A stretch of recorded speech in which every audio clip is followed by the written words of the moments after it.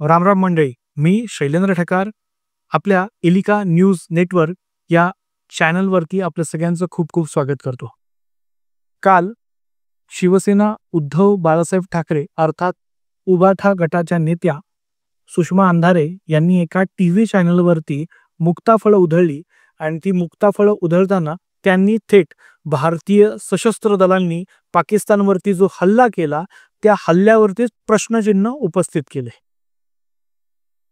मित्रांनो, या सगळ्या विषयावरती मला अनेक जणांचे फोन आले आणि त्यांनी असं सांगितलं की या विषयावरती तुम्ही व्हिडिओ बनवा. पण नेमका कालच मी माझ्या शेतावरती भोर तालुक्यात वरंदा घाटाच्या जवळ हिरडस मावळामध्ये आलोय आणि सशस्त्र सेना दलांवरती सुषमा अंधारेंनी जे बोलघेवडेपणा केला त्याला उत्तर या हिरडस मावळासारख्या ठिकाणून निश्चितच देणं अतिशय यथायोग्य ठरेल. म्हणूनसाठी हा व्हिडिओ मी स्टुडिओत न करता शेतावरून करतोय. मित्रांनो, हा परिसर हा शिवछत्रपतींचा परिसर आहे. इथून काही अंतरावरती रायरेश्वर आहे, जिथे छत्रपती शिवाजी महाराजांनी हिंदवी स्वराज्याची शपथ घेतली. इथून काही अंतरावरती तोरणा, राजगड, सिंहगड असे किल्ले आहेत. त्याच्यामुळे हे हिरडस मावळ अत्यंत परमपावन आहे आणि इथल्या पराक्रमाच्या जोरावरती हिंदवी स्वराज्य उभं राहिलं. तर इथल्यासारखा परमपवित्र परिसर सुषमा अंधारेंच्या बोलघेवडेपणाला उत्तर देण्यासाठी कुठलाही असू शकत नाही. मित्रांनो, पंतप्रधान नरेंद्रभाई मोदी यांचं कर्तृत्व आपल्या सगळ्यांनाच माहिती आहे.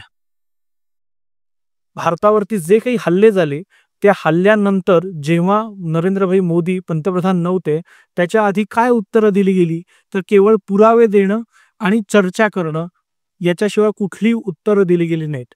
पण या 10-12 वर्षामध्ये जे काही हल्ले झाले त्या हल्ल्यांचं कडक उत्तर पंतप्रधान नरेंद्र मोदींनी सशस्त्र दलांनी पाकिस्तानला दिलंय. आता जो काही पहलगाममध्ये हल्ला झाला त्या हल्ल्याचं उत्तरही तितक्याच ताकदीनं पाकिस्तानमध्ये घुसून देण्यात आलं.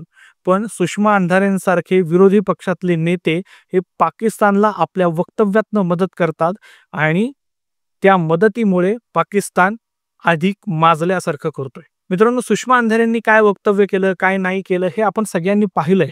पण या सुषमा अंधारेंना एक गोष्ट लक्षात घेतली पाहिजे, जेव्हा राष्ट्रावरती हल्ला होतो तेव्हा राजकारण करायचं नसतं. मित्रांनो, या सुषमा अंधारेंना मी उत्तर देण्याच्या भानगडीत पडणार नाही. त्यांना उत्तर एका कवितेच्या माध्यमातून कविवर्य कुसुमाग्रज यांचं 1964 साली हिमरेषा हा कविता संग्रह प्रसिद्ध झाला. त्यातली एक कविता कुसुमाग्रजांनी लिहिली आहे ती फक्त या व्हिडिओच्या शेवटी कोट करतो. सुषमा अंधारेंना हे राष्ट्र कसं आहे याचं उत्तर निश्चितपणानं मिळून जाईल.